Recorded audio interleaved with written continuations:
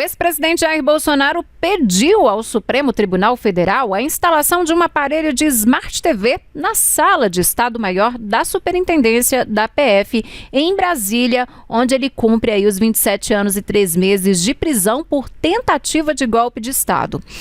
Esse pedido, gente, especifica que ele não vai usar a televisão conectada à internet para acessar as redes sociais. O uso, portanto, de acordo com a defesa, vai ser restrito aos canais de notícias, citando nominalmente, inclusive, o YouTube.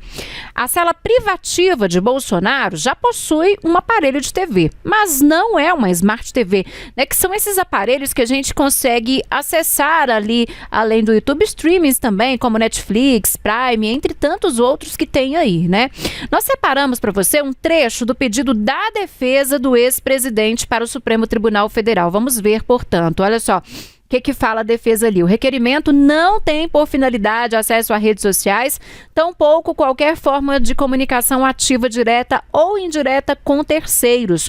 O uso do equipamento se restringirá ao acompanhamento de canais de divulgação de notícias, inclusive por meio de plataformas de streaming amplamente utilizadas para veiculação de conteúdo jornalístico, como o YouTube, em sua função estritamente informativa. É um trecho ali do pedido do que pediu, né, a defesa de Bolsonaro ao Supremo. Ainda no documento protocolado nessa quinta-feira à noite, os advogados dizem que o acesso ao aparelho Smart TV não vai interferir no cumprimento das medidas cautelares. Eles também alegam que a instalação desse modelo de TV na cela é compatível com o atual regime de custódia. Além da instalação da Smart TV, a defesa também pediu, em outra manifestação, a concessão de assistência religiosa ao ex-presidente, garantindo o direito, portanto, previsto na Constituição, que Bolsonaro quer ser acompanhado pelo bispo Robson Lemos Rodovalho e também pelo pastor Tiago de Araújo Macieira Manzoni. O requerimento limita-se a autorização para que os ministros religiosos, no caso, né, indicados pela defesa, possam entrar no local de custódia em dias e horários a serem ajustados aí com a administração. Luciane Landim, mais pedidos, portanto, da defesa do ex-presidente Jair Bolsonaro. Como será que o Supremo já... O Supremo a gente sabe que já pediu, inclusive, a PGR, né, para que se manifeste sobre o assunto. Será qual o prazo, de fato, ou seja, já há um prazo para que isso aconteça, essa manifestação da PGR?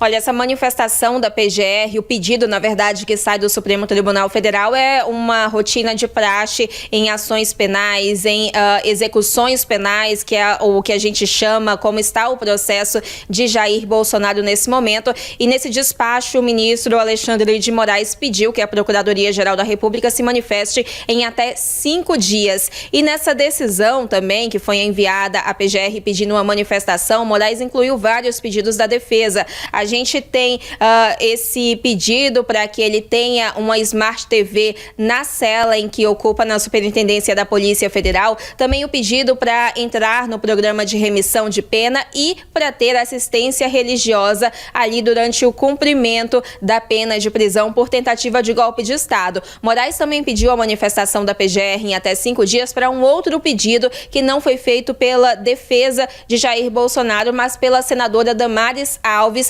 enquanto presidente da Comissão de Direitos Humanos do Senado Federal. Damares pediu para vistoriar o espaço em que Jair Bolsonaro ocupa na Superintendência da Polícia Federal aqui em Brasília, depois de reclamações da família. O filho, Carlos Bolsonaro, filho do ex-presidente, tem ido às redes sociais com frequência a reclamar que o espaço em que Jair Bolsonaro está não é adequado para o ex-presidente, inclusive pela condição de saúde dele. Então, tudo isso, a Procuradoria-Geral da República tem 5 dias para emitir uma posição que será enviada ao gabinete do ministro Alexandre de Moraes no Supremo Tribunal Federal. Tá certo, Lu. Olha só, e o senador Esperidião Amin, do PP de Santa Catarina, protocolou o projeto para anistiar os condenados por atos antidemocráticos. Ele afirmou que a proposta já conta com o apoio de 50 senadores. O cálculo dele leva em conta o apoio individual e por meio também dos líderes, né, que os representam. Essa informação foi dada por ele hoje em uma entrevista à rede CNN. A proposta apresentada neste aniversário de 3 anos dos ataques é uma resposta à decisão do presidente Lula de vetar integralmente o PL da dosimetria. A medida pretendia, promover aí a redução de penas dos condenados, beneficiando inclusive o ex-presidente Jair Bolsonaro. Esperidião Amin, ele foi relator do PL da dosimetria no Senado e a proposta foi aprovada pelo Congresso Nacional no fim do ano passado, mas foi vetada ontem pelo Lula, como a gente disse aqui. Deputados e senadores têm pleiteado que o presidente do Congresso Nacional, Davi Alcolumbre, agende uma sessão do Legislativo para apreciar aí esse veto, Esperidião Amin, entretanto, ele quer ir além e propõe, portanto, uma anistia ampla aos envolvidos, O senador disse que não participou de nenhum acordo para aprovar apenas a proposta que trata da redução de penas. E diante da movimentação de governistas de levarem aí essa questão para o Supremo, Esperidião Amin defende que o foro legítimo para debater a anistia ou dosimetria é o parlamento e que, portanto, não caberia à corte. Acabo de dar entrada no projeto de lei da anistia aos condenados pelo inquérito que apurou os fatos do dia 8 de janeiro de 2023. Mesmo sendo relator no Senado, eu nunca aceitei que o projeto da dosimetria fosse a resposta correta aos fatos do dia 8 de janeiro. Os juízes, ou seja, a maioria da primeira turma, era e é sabidamente suspeita. Sabidamente com disposição de condenar pela narrativa. E o Congresso é o foro adequado, o habitat para que se conquiste esta harmonia, esta paz e, acima de tudo, a justiça.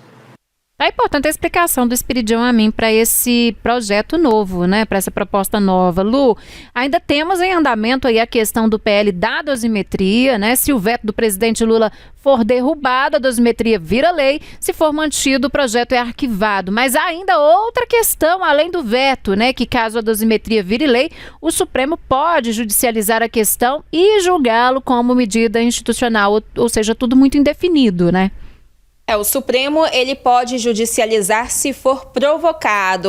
O Supremo Tribunal Federal, o Judiciário como um todo, age nesse sentido, Então, para a gente ter alguma decisão na esfera do Poder Judiciário, mais especificamente na Suprema Corte, a gente precisa ter uma manifestação, uma provocação feita por algum meio ali. A gente observa, inclusive na política, muitos pedidos desse tipo feitos por partidos. A gente não tem uma garantia ainda de que isso vai acontecer, nenhum anúncio formal, mas é sim um caminho que não é descartado, inclusive pela oposição. Mas esse é um assunto que ainda vai render muito em 2026, inclusive no cenário eleitoral, nas discussões ali em volta das eleições e também na volta do recesso parlamentar no Congresso Nacional. A oposição que queria, inclusive, uma sessão antes, ainda no mês de janeiro, antes do retorno para analisar esse veto do presidente Lula. A gente não tem ainda, e nem vai ter, na verdade, uma manifestação do presidente do Senado dizendo que isso vai acontecer. Isso não é de praxe. Isso vai ficar realmente para o retorno, mas não tem nenhuma previsão ainda de quando esse veto pode e será analisado pelo Congresso Nacional. Mas é fato que vai render ainda muito assunto, principalmente pela oposição, que agora tenta apostar, inclusive, em anistia e não mais em dosimetria por conta dessa decisão de Lula.